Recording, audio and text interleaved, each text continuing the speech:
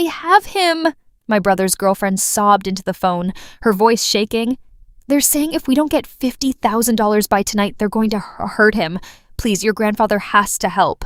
I stood in my grandfather's hospital room, watching monitors track the last fragile days of a man who had raised me, listening to a story about my brother being kidnapped that felt wrong in ways I couldn't yet articulate. 3 hours later, I had his exact location on my phone, and it wasn't anywhere near where his girlfriend claimed he'd been taken. If you've ever been betrayed by someone you trusted, hit the like button now. If you've ever stayed silent while someone underestimated you, comment here below. And subscribe to Story Retribution, because today's ending proves that karma always arrives, just not when people expect it. My grandfather Walter raised my brother Ezra and me after our parents passed away in a car accident when I was 12 and Ezra was 15. He built a modest but comfortable life through decades of careful work as a machinist, eventually accumulating enough savings and a small property investment portfolio to leave a meaningful inheritance for both of us. 2 months ago, he was diagnosed with advanced pancreatic cancer, given, at most, a few remaining months. Ezra had always struggled financially, moving between jobs, accumulating debt through a series of impulsive decisions, and unfortunate circumstances I'd spent years quietly helping him navigate.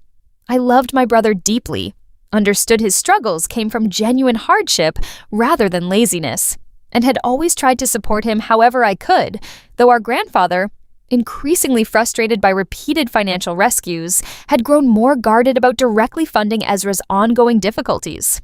The small betrayal happened about 6 weeks ago, shortly after our grandfather's diagnosis, when Ezra mentioned somewhat too casually during a hospital visit that he'd heard Grandpa was finally getting his affairs in order, asking specific questions about the will, about how the estate was being divided, questions that felt oddly transactional given the circumstances.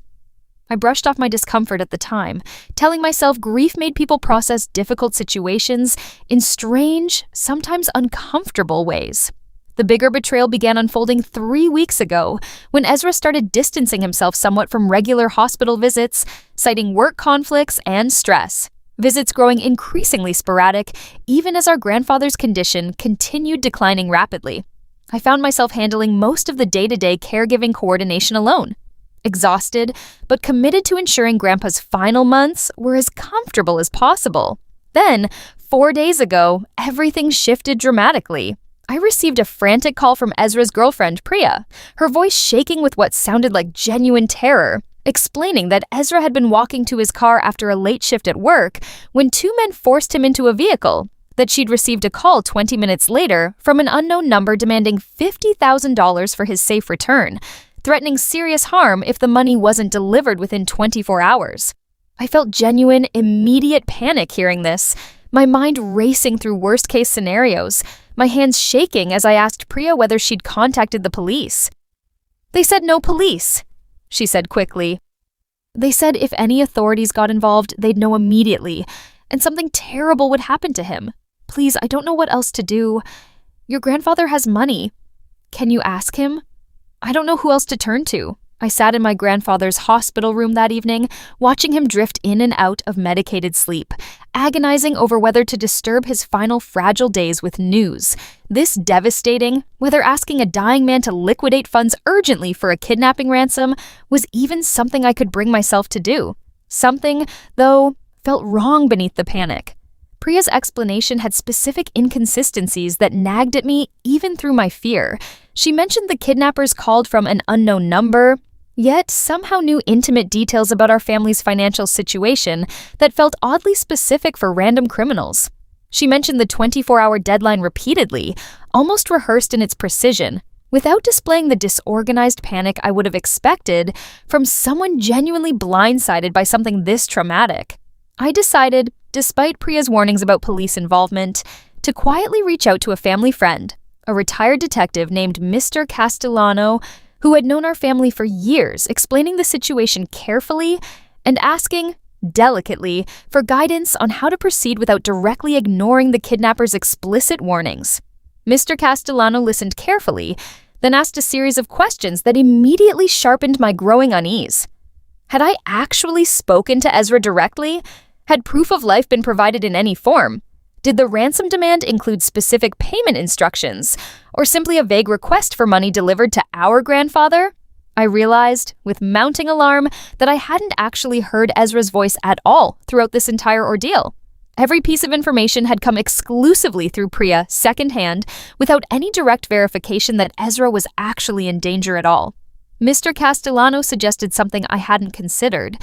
Checking Ezra's phone location through the family location sharing app we'd all installed years earlier, during a period when our grandfather, worried about our safety after our parents' accident, had insisted the entire family stay connected digitally.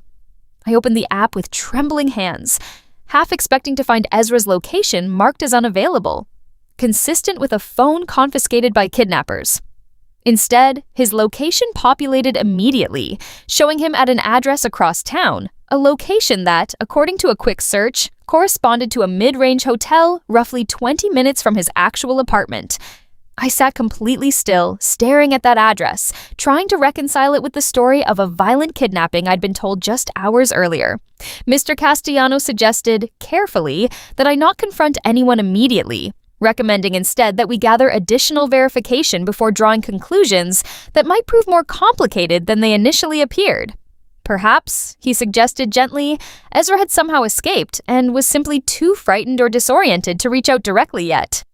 I drove to that hotel that same night, my hands shaking on the steering wheel, uncertain what I would actually find when I arrived. I found Ezra sitting calmly in the hotel lobby bar, laughing with a friend I recognized vaguely from high school, no visible injuries, no signs of distress whatsoever, nursing a drink like someone enjoying an ordinary evening out. He froze completely when he saw me walk in. "Wait, what?" I said, my voice barely above a whisper, staring at my supposedly kidnapped brother sitting comfortably at a hotel bar. "Priya said you were taken. She said kidnappers had you. She said they threatened to hurt you if we didn't pay $50,000. Ezra's face went through several rapid expressions. Shock, then panic, then something that looked disturbingly close to calculation as he tried, visibly, to construct an explanation on the spot. "I can explain," he said quickly, standing up too fast, nearly knocking over his drink. "Please do," I said, my voice shaking with a mixture of relief that he was safe and devastating anger at what I was beginning to understand this actually was. His friend, uncomfortable, quietly excused himself from the table, leaving Ezra alone with me in the increasingly tense hotel lobby.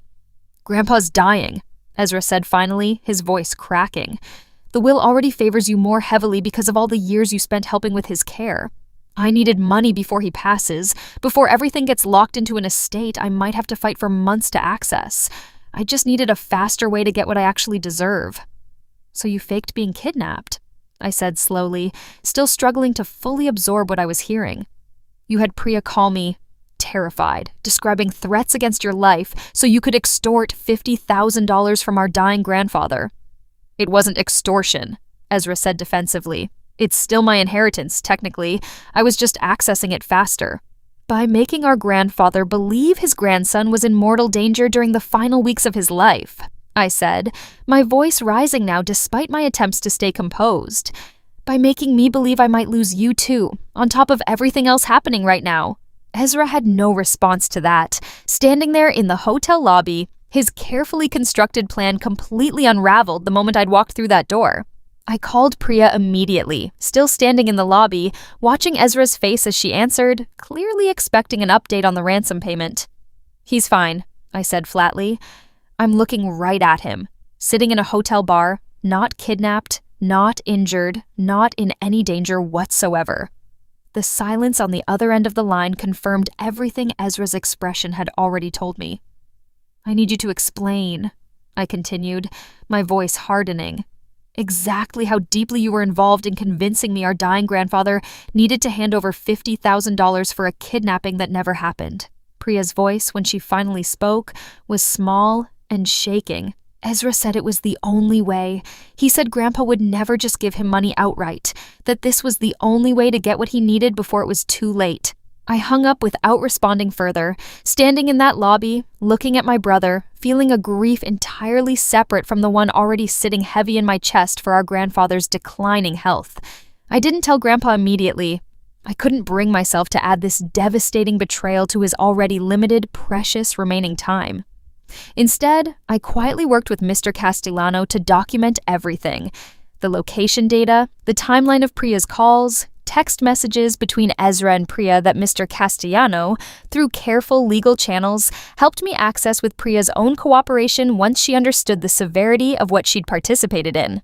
The family reveal happened 2 days later, not through any dramatic public confrontation, but through a quiet, devastating conversation with our grandfather's estate attorney, present during one of Grandpa's more lucid afternoons, discussing final arrangements for his will. I made the difficult decision to tell our grandfather the truth directly, gently, unable to continue protecting Ezra's secret, while our grandfather's remaining decisions about his estate were potentially being influenced by manipulation he deserved to know about. "Grandpa," I said quietly, sitting beside his hospital bed, "I need to tell you something difficult about Ezra." I explained everything carefully, watching his frail face process the devastating reality that his grandson had exploited his declining health, his love, his fear of losing family members, to extract money through an elaborate, cruel deception. My grandfather's eyes filled with tears, his weakened hand gripping mine tightly. "He tried to make me believe he was in danger," he said slowly, his voice breaking with the effort of speaking clearly. "During my final weeks, he used that fear against me." The attorney, present for the conversation, gently explained that this information, while devastating, was important for Grandpa to have while finalizing his estate decisions, ensuring his final wishes reflected his actual, informed understanding of both grandchildren's character. Ezra, confronted directly by our grandfather during a visit the following day, broke down completely, offering a tearful apology that felt, even then, uncertain whether it stemmed from genuine remorse or simply devastation at having been caught. "I was desperate," Ezra said. "I know that doesn't excuse it. I just felt like I was running out of time and options." Our grandfather listened quietly, his expression a complicated mixture of heartbreak and exhaustion. "You had time," he said finally. "You had the same time everyone else had to simply ask me honestly for help. Instead, you made me believe, during my final weeks, that I was about to lose you too." The emotional resolution that followed carried none of the satisfaction that might come with a more straightforward betrayal. Our grandfather passed away 3 weeks later, his final weeks now permanently shadowed by the devastating knowledge of what Ezra had attempted. The trust between our small remaining family fractured in ways that would take far longer than his remaining time to even begin repairing. Ezra and I have barely spoken since.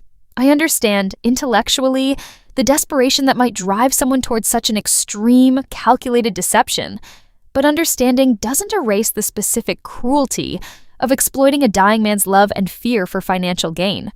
I didn't feel triumphant walking out of that hotel lobby, or during the difficult conversation with our grandfather, or during the quiet, grief-heavy weeks that followed his passing. I felt something far more complicated, profound sadness that our final weeks with our grandfather had been stolen, in part by a betrayal that should never have needed to exist in a family that, despite our struggles, had always ultimately cared for each other. The final lesson settled over me slowly in the months following our grandfather's funeral, sorting through his remaining belongings, finding old photographs of Ezra and me as children, a family that had once felt unbreakable despite everything we'd already lost together. Ezra had spent weeks assuming that fear and urgency could be manufactured convincingly enough to bypass the simple, honest conversation he could have had instead, that manipulating my love for him and our grandfather's fear of losing family would prove more effective than honesty about his genuine financial desperation. He mistook our family's love for something he could exploit without lasting consequence. He never imagined that a location-sharing app, installed years earlier for an entirely different, protective purpose, would ultimately reveal exactly where he actually was while his girlfriend described him being held captive, exposing a deception built on exploiting the very fear our grandfather had once tried to protect us from after losing our parents. I never raised my voice beyond what needed to be said in that hotel lobby. I didn't need to.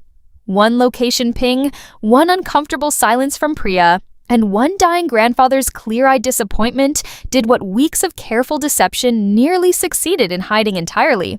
Karma doesn't announce itself with shouting. It doesn't arrive the moment betrayal happens. Sometimes it simply arrives as a blue dot on a map, revealing exactly where someone actually is while claiming to be somewhere devastating, somewhere designed specifically to exploit the people who love them most. If this story resonated with you, hit that like button right now. Tell me in the comments, what would you have done in my situation? If you enjoy stories about family betrayal, emotional drama, shocking revenge, and the justice that always finds its way back, subscribe to Story Retribution and turn on the bell so you never miss the next story. Tomorrow's story might be even more unbelievable. See you then.